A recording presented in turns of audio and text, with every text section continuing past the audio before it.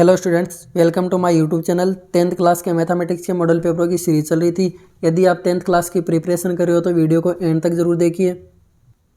7 number का model paper चल रहा था, इसके अंदर क्वेश्चन नंबर और सेकंड कंप्लीट कर चुके हैं। आज देखेंगे question number third. Question number third का फर्स्ट है, पूर्णांकों के निम्नलिखित युग्म के एचसीएफ और एलसीएम ज्ञात कीजिए तथा इनकी जाँच कीजिए कि दो संख्याओं का गुणनफल एचसीएफ इंटू एचसीएफ होता है।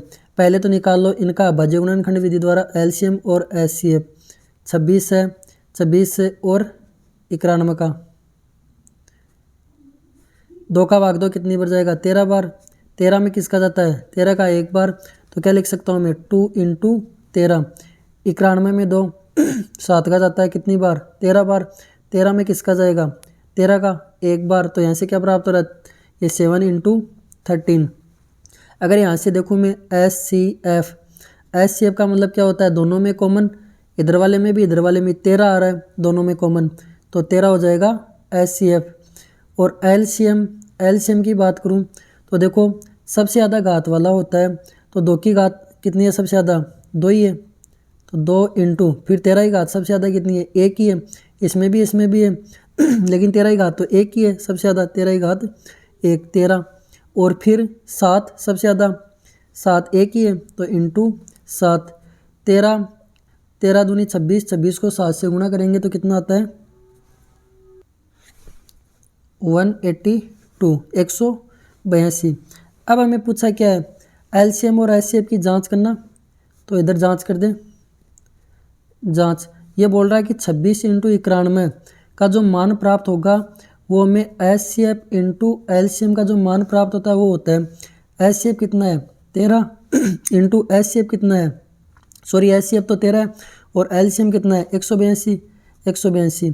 इन दोनों को गुणा करने पर जो वैल्यू प्राप्त होती है वही इन दोनों को गुणा करने पर प्राप्त होती है। इन दोनों को गुणा करूँगा 13 को 182 से तो 23 66 2366।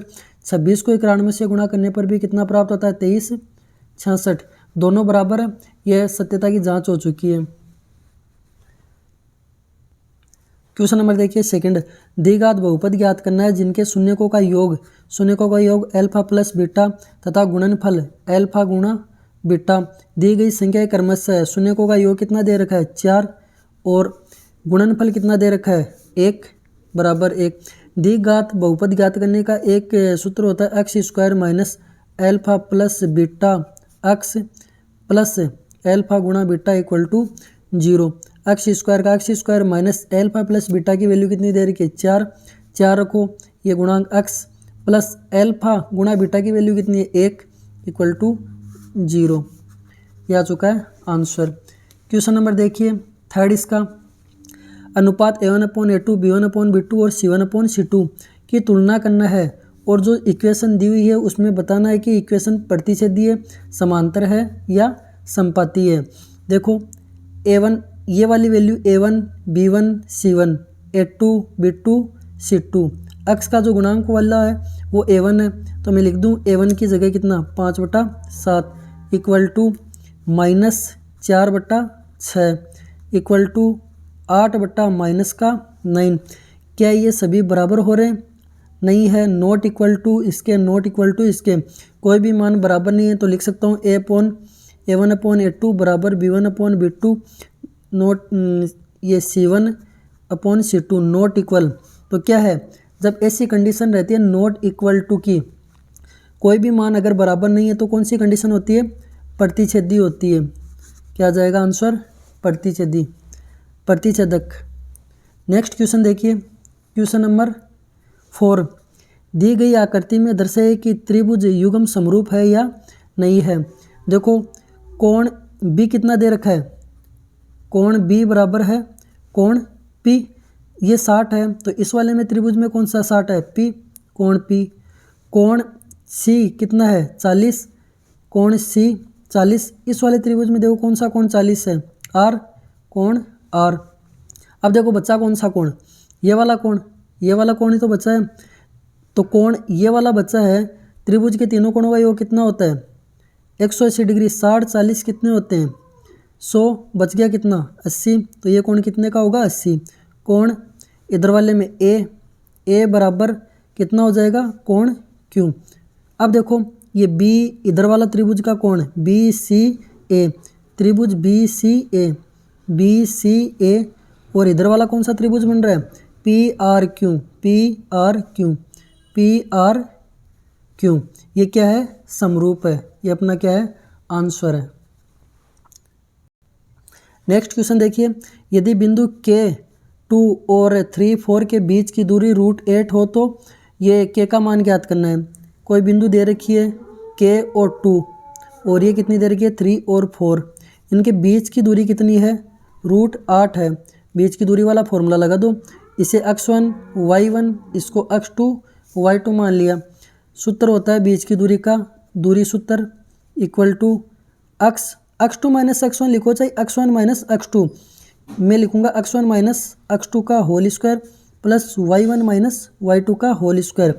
आंसर सेम ही आता है दोनों से, क्योंकि स्क्वायर जो है अंदर नेगेटिव या पॉजिटिव होता है उसको हमेशा पॉजिटिव में ही चेंज कर देता है स्क्वायर वाली वैल्यू। अब देखो मान रख दो x1 की वैल्यू कितनी है k माइनस x2 की वैल्यू कितनी है 3, इसका होल स्क्वायर प्लस y1 की वैल्यू कितनी है 2 माइनस y2 की वैल्यू कितनी है 4, इसका स्क्वायर। अब देखो यहाँ से क्या प्राप्त हो रहा है, ये दूरी कितनी है, दूरी दे रखी है √8। अब यहाँ पे देखो अंडर रूट k माइनस 3 का होल स्क्वायर प्लस 2 में से 4 जाएगा, कितना बचेगा माइनस का 2 का होल स्क्वायर। अब देखो इस अंडर रूट को उठाऊंगा, इधर भी अंडर रूट है इधर भी अंडर रूट है तो कट जाएगा, या स्क्वायर करके दोनों साइड काट दो, बात बराबर है। आगे देखो क्या बच रहा है 8 बराबर k माइनस 3 का होल स्क्वायर प्लस 2 का स्क्वायर माइनस है तो स्क्वायर होते ही क्या हो जाएगा प्लस का, ये 4 इधर लेके आ जाओ, 8 माइनस 4 बराबर k माइनस 3 का whole square. a minus B का होल स्क्वायर लगा के भी सोल्व कर सकते हो, लेकिन उससे थोड़ा सा टफ पड़ेगा, इससे आसान हो जाएगा। 8 में से 4 जाएगा, कितना बचेगा 4 बराबर k माइनस 3 का स्क्वायर हटाऊँगा वर्गमूल लगाऊंगा, कितना हो जाएगा 4 का वर्गमूल प्लस माइनस 2 k माइनस 3। अब एक बार तो प्लस का 2 ले लो और एक बार माइनस का 2, k minus 3 equal two plus का 2 लिया एक बार तो, और k माइनस 3 इक्वल टू एक बार माइनस का 2 ले लिया। k बराबर ये 2 प्लस इधर आएगा 3, k का मान कितना आ रहा है, एक तो 5 आ रहा है, और k इक्वल टू माइनस 2 इधर जाएगा प्लस का 3, k की वैल्यू कितनी आ रही है 3 में से 2 जाएगा, कितना बचेगा 1। यहाँ पे देखो k की वैल्यू एक तो 5 प्राप्त हो रही है और k की वैल्यू 1 प्राप्त हो रही है, ये अपना क्या हो जाएगा आंसर। दिखाई दे रहा है, दिख जाएगा आराम से। नेक्स्ट क्वेश्चन देखिए, एक ठोस गोले का व्यास कितना है, एक कोई ठोस गोला है उसका व्यास कितना है 6 सेंटीमीटर है, गोले का आयतन ज्ञात करना है। यहाँ पे अगर व्यास 6 है तो व्यास का आधा क्या होती है त्रिज्या, r बराबर व्यास अपॉन 2, तो कितनी है 6/2, तो त्रिज्या कितनी हो जाएगी बराबर 3।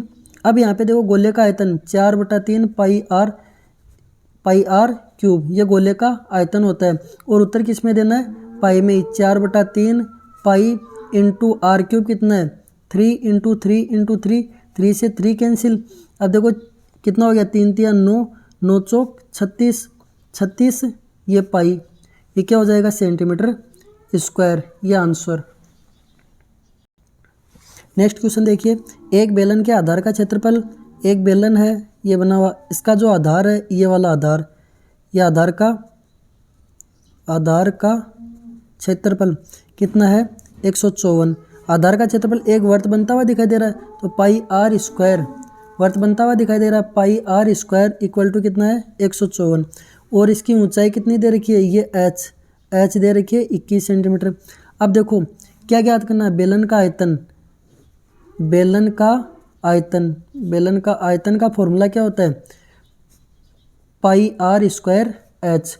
यहाँ पे देखो पाई आर स्क्वायर की वैल्यू कितनी है 154 इंटू एच की वैल्यू कितनी है 51, 154 इंटू 51, 154 को 51 से 154 इंटू 21, एच 21 है तो 154 को 21 से गुणा करने पर कितना आता है मान, गुणा कर दो इन दोनों को तो 3234 सेंटीमीटर क्यूब, ये आएगा आंसर। गुणा करके देख लेना, 3234 सेंटीमीटर क्यूब आएगा। नेक्स्ट क्वेश्चन देखिए, एक वर्त के चाप की लंबाई, कोई वर्त है, वर्त के चाप की लंबाई, ये मान लो कोई चाप है, इसकी लंबाई कितनी है, L बराबर 4। चाप की लंबाई को शॉर्ट में L से डिनोट करते हैं, L = 4। R कितनी है, R बराबर 6।